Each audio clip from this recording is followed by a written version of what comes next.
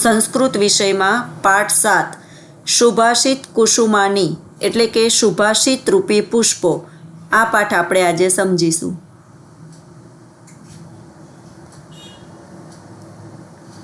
શ્લોક નંબર 1.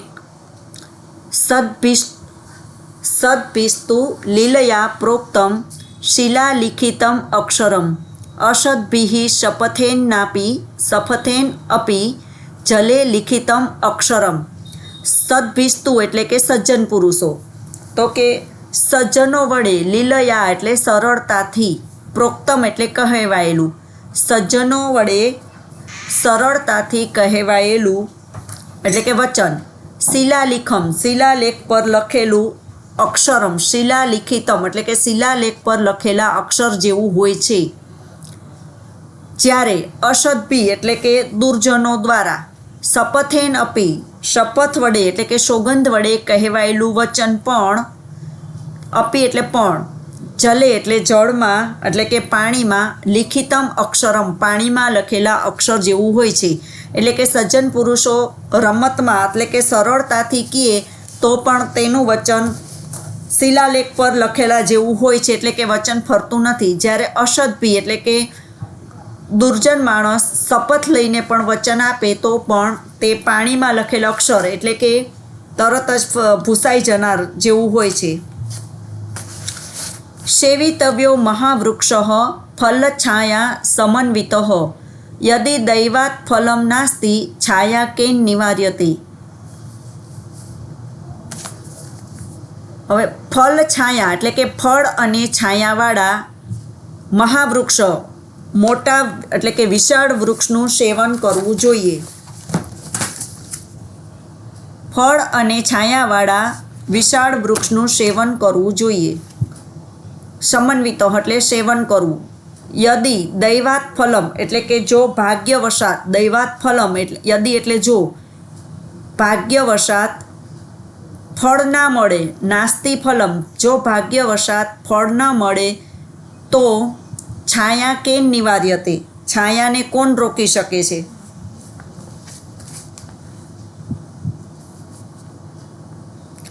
શ્લોક નંબર 3.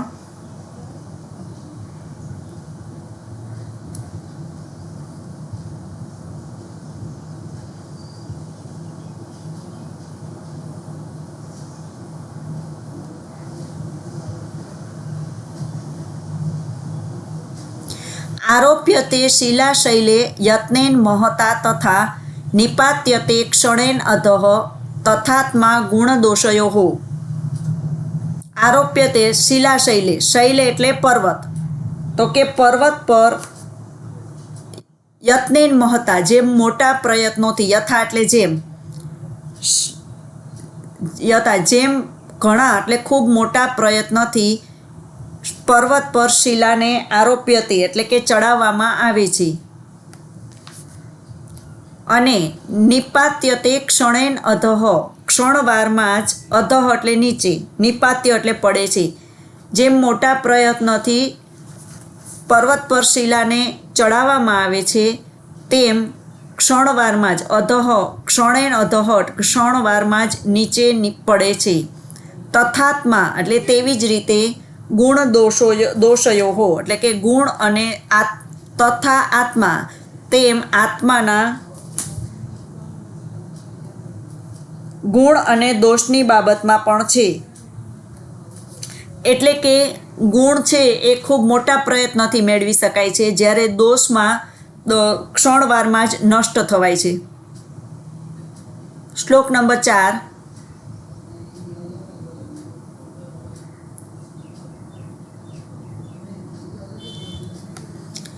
ક્ષણે રૂષ્ટ ક્ષણે તુષ્ટ રૂષ્ટ તુષ્ટ ક્ષણે ક્ષણે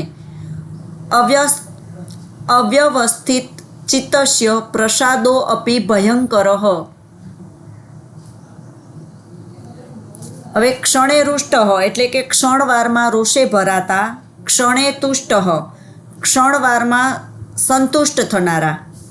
આમ રૂષ્ટ તુષ્ટ ક્ષણે ક્ષણે એટલે કે વારંવાર એક એક ક્ષણે રોષે ભરાતા અને સંતુષ્ટ થનારા લોકોની અવ્યવસ્થિત ચિત્તસ્ય એટલે કે આવા અવ્યવસ્થિત મનવાળા લોકોનું, ચિત્તવાળા એટલે કે મનવાળા લોકોની, પ્રસાદ એટલે કૃપા, અપી એટલે પણ, આવા અવ્યવસ્થિત મનવાળા લોકોની કૃપા પણ ભયંકર હોય છે.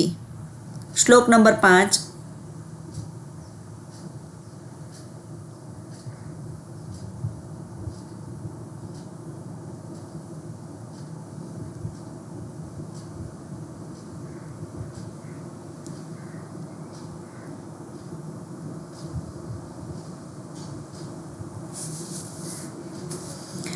યથા ચતુર્ભિઃ કનકમ પરીક્ષ્યતે નિઘર્ષણ છેદન તાપ તાડનેઃ. જેવી રીતે જેમ નિઘર્ષણ એટલે ઘસવું, છેદન એટલે કાપવું, તાપ એટલે તપાવવું અને તાડન એટલે ટીપવું, આ 4 રીતે કનક એટલે કે સોનાની પરીક્ષા થાય છે. જેમ યથા એટલે જેમ, ઘસવું, કાપવું, તપાવવું અને ટીપવું. ચતુર્ભિઃ એટલે કે આ 4 રીતે કનકમ પરીક્ષ્યતે સોનાની પરીક્ષા થાય છે. તથા એટલે તેમ, તેમ શ્રુતેન એટલે કે જ્ઞાન, શીલેન એટલે ચારિત્ર્ય, ગુણેન એટલે ગુણ અને કર્મણા એટલે કર્મ. તો કે તથા તેમ જ્ઞાન, ચારિત્ર્ય, ગુણ અને કર્મ, ચતુર્ભિઃ એટલે આ 4 વડે પુરુષ પરીક્ષ્યતે તો કે પુરુષની પરીક્ષા થાય છે. શ્લોક નંબર 6.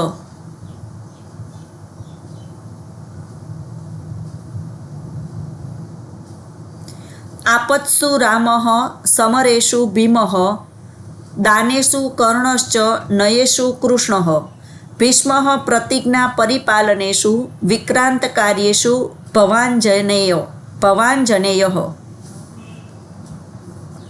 આપત્સુ એટલે આપત્તિઓમાં રામ, આપત્તિઓમાં રામ.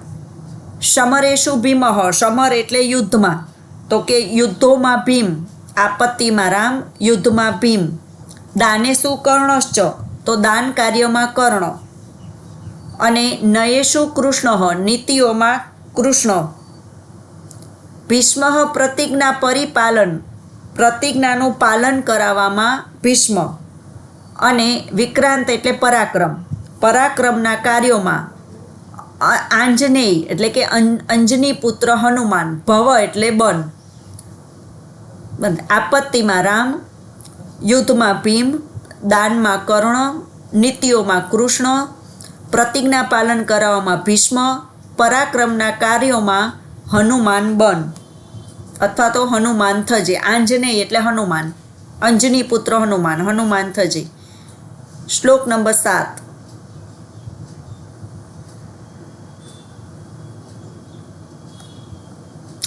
પ્રારંભતે ન ખલુ વિઘ્ન ભયેન નીચેઃ પ્રારભ્ય વિઘ્ન વિહિતાઃ વિરમંતી મધ્યાઃ. હવે વિઘ્ન ભયન એટલે કે વિઘ્નના ભયથી, નીચેઃ એટલે નીચ માણસો, વિઘ્નના ભયથી નીચ માણસો, ખરેખર, ખલ્લું એટલે ખરેખર, પ્રારંભતે ન કાર્યનો પ્રારંભ કરતા નથી. તો કે વિઘ્નના ભયથી નીચ માણસો ખરેખર કાર્યનો પ્રારંભ કરતા નથી. પ્રારભ્ય વિઘ્ન વિહિતાઃ એટલે કે કાર્ય શરૂ કરીને, પ્રારભ્ય એટલે કાર્ય શરૂ કરીને, વિઘ્ન વિહતાઃ વિઘ્નોથી હેરાન પરેશાન થતા, મધ્યાઃ એટલે મધ્યમ પ્રકારના માણસો, વિરમંતી વચ્ચેથી જ અટકી જાય છે.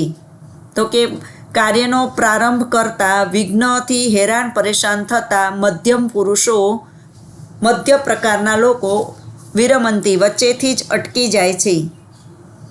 વિઘ્નેઃ પુનઃ પુનરપી પ્રતિહન્યમાનાઃ એટલે કે વિઘ્નોથી પુનઃ પુનઃ એટલે ફરી ફરીને, પ્રતિહન્યમાના હેરાન થવા છતાં, વિઘ્નોથી ફરી ફરીને હેરાન થવા છતાં, પ્રારભ્ય ચ ઉત્તમ જનાઃ ન પરિત્યજંતી એટલે કે ઉત્તમ પ્રકારના માણસો, ઉત્તમ જનાઃ ચ ઉત્તમ જનાઃ તો કે અને ઉત્તમ પ્રકારના માણસો આરંભેલું કાર્ય, પ્રારભ્ય એટલે આરંભેલું કાર્ય પરિત્યજંતી, તો કે છોડતા નથી. ફરીથી, વિઘ્નના ભયથી નીચ માણસો, ખરેખર નીચ માણસો કાર્યનો પ્રારંભ કરતા નથી. કાર્ય શરૂ કરીને વિઘ્નથી હેરાન પરેશાન થઈને મધ્યમ પ્રકારના માણસો વચ્ચેથી જ અટકી જાય છે અને વિઘ્નોથી ફરી ફરીને હેરાન થવા છતાં ઉત્તમ પ્રકારના માણસો આરંભેલું કાર્ય છોડતા નથી. હવે આપણે સ્વાધ્યાય જોઈશું.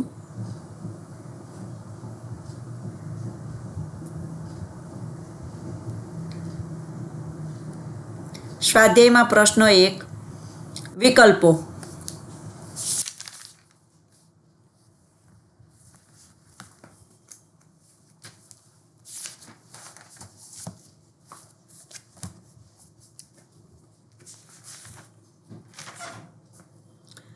પહેલો છે સદ્ભિઃ લીલયા પ્રોક્તમ કીદૃશમ, એટલે કે સજ્જન પુરુષોએ રમતમાં કહેલું વાક્ય કેવું હોય છે? તો કે અચલમ. પહેલામાં ક, અચળ. નંબર 2, મહતા યત્નેન શિલા કુત્ર આરોપ્યતે, ખૂબ મોટા પ્રયત્નથી શિલા ક્યાં ચડાવાય છે? તો 2 નંબરમાં ગ જવાબ, શૈલે, એટલે કે પર્વત ઉપર.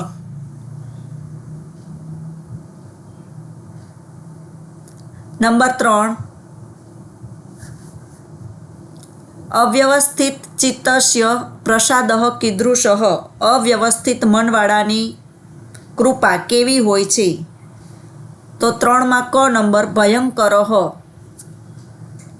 નંબર 4, પુરુષઃ કેન પરીક્ષ્યતે, પુરુષની પરીક્ષા કેવી રીતે થાય છે? તો ચોથામાં ક, શીલેન, ચારિત્ર્યથી. નંબર 5, ખાલી જગ્યા કર્ણઃ ભવ,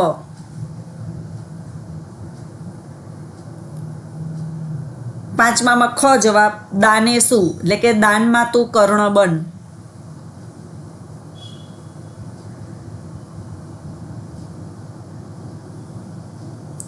નંબર 6, વિક્રાંત કાર્યેષુ ખાલી જગ્યા ભવ, એટલે પરાક્રમ, વિક્રાંત એટલે પરાક્રમ, પરાક્રમના કાર્યમાં ખાલી જગ્યા બન. તો છઠ્ઠામાં જવાબ આવશે આંજનેય, એટલે કે હનુમાન, અંજની પુત્ર હનુમાન, આંજનેય. છઠ્ઠામાં ગ. નંબર 7, કૈહે કાર્યમ ન પ્રારભ્યતે, કોણ કાર્યનો આરંભ કરતા નથી? તો 7માં ખ જવાબ, નીચે હે, એટલે કે નીચ માણસો. 8મું, કે કાર્યમ પ્રારભ્ય ન પરિત્યજંતી, કોણ કાર્યનો આરંભ કરીને છોડતા નથી? 8માં ઘ જવાબ, ઉત્તમ જનાહા, એટલે કે ઉત્તમ પ્રકારના માણસો. હવે પ્રશ્ન નંબર 2,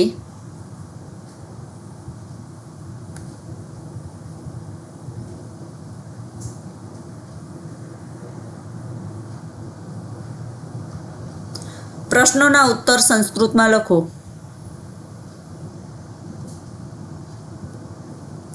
પહેલો પ્રશ્ન, કેહિ પ્રોક્તમ જલે લિખિતમ અક્ષરમ ભવતી, કોણે લખેલ પાણીમાં લખેલ અક્ષર જેવું હોય છે? કોણે કહેલ પાણીમાં લખેલ અક્ષર જેવું હોય છે? તો અહીં કહે શબ્દ કાઢી નાખશું, એની જગ્યાએ અસદ્ભિઃ, તો જવાબ બનશે અસદ્ભિઃ પ્રોક્તમ જલે લિખિતમ અક્ષરમ ભવતી. અહીં આપણે સંસ્કૃત સવાલ જવાબમાં ખાલી એક જ શબ્દ કાઢવાનો છે, પ્રશ્નાર્થ શબ્દ, અને એની જગ્યાએ શબ્દ એક જ ઉમેરીને વાક્ય એનું એ જ રાખીને પ્રશ્નો બનાવવાના છે. જવાબ નંબર 2, શિલા કથમ શૈલે આરોપ્યતે, શિલા કેવી રીતે પર્વત પર ચડાવાય છે?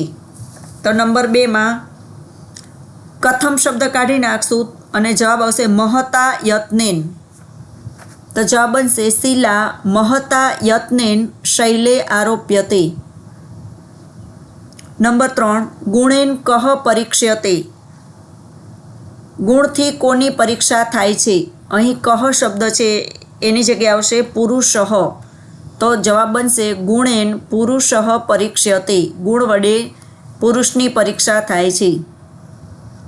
નંબર 4, કાર્યમ પ્રારભ્ય કે પરિત્યજંતી, કાર્યનો પ્રારંભ કરીને કોણ છોડી દે છે? તો અહીં કે શબ્દ કાઢી નાખશું અને જવાબ આવશે મધ્યમ જનાહા.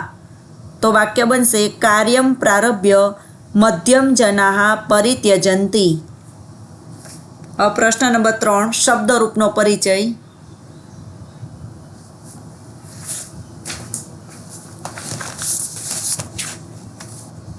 નંબર 1, એમાં શબ્દ બનશે લીલા.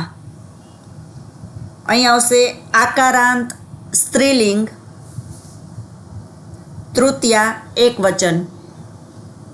નંબર 2, શબ્દ બનશે સમર, અકારાંત પુલ્લિંગ, સપ્તમી બહુવચન. નંબર 3, શબ્દ બનશે ગુણદોષ, અકારાંત પુલ્લિંગ, વિભક્તિ આવશે ષષ્ઠી અને સપ્તમી બંને આવશે, ષષ્ઠી સપ્તમી વિભક્તિ દ્વિવચન. નંબર 4, શબ્દ બનશે તાડન, અકારાંત નપુંસકલિંગ, તૃતીયા વિભક્તિ બહુવચન.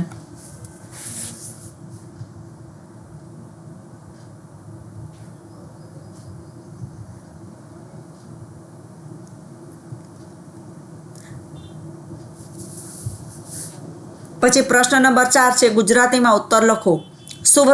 સુવર્ણની પરીક્ષા કઈ કઈ રીતે થાય છે? એટલે કે સોનાની પરીક્ષા કઈ કઈ રીતે થાય છે? તો જવાબ આપણે આવશે સુવર્ણની પરીક્ષા 4 રીતે થાય છે. કઈ કઈ રીતે એટલે કે 4 રીતે. તો પહેલું છે નંબર 1, ઘસવાથી, એટલે કે સોનાને ઘસવાથી તેની પરીક્ષા થાય છે. નંબર 2, કાપવાથી, એટલે કે તેને કાપકૂપ કરવાથી. નંબર 3, તપાવવાથી, એટલે તેને ગરમ કરવાથી. અને નંબર 4, ટીપવાથી.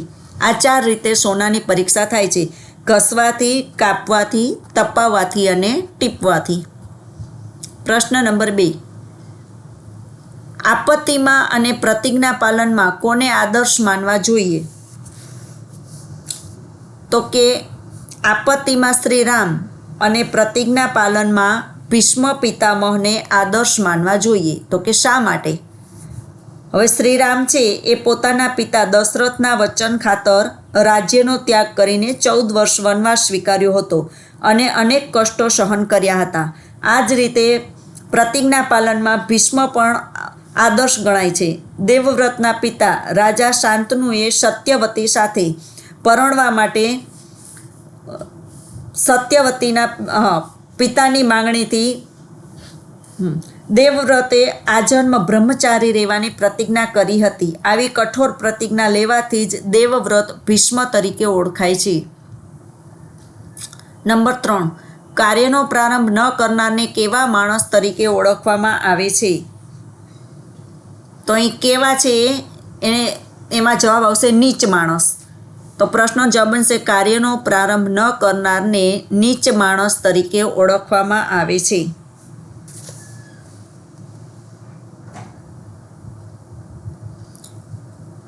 પછીનો પ્રશ્ન છે માતૃભાષામાં અનુવાદ કરવાનો અને તેનો અર્થ લખવાનો. હવે આપણે આ શ્લોકનું જે ભાષાંતર કર્યું છે એ પ્રમાણે જ છે કે સોનાની પરીક્ષા ઘસવાથી, કાપવાથી, તાપવાથી ને ટીપવાથી, આ 4 રીતે સોનાની પરીક્ષા થાય છે અને તેને અર્થ વિસ્તાર તેનો કરવાનો છે. પછી નંબર 2,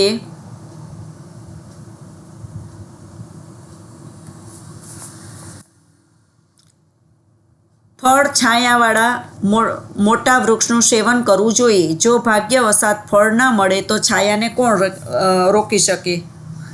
આને પણ અર્થ વિસ્તાર કરીને લખવાનો છે. અહીં આપણું સ્વાધ્યાય પૂરું થાય છે. અસ્તુ.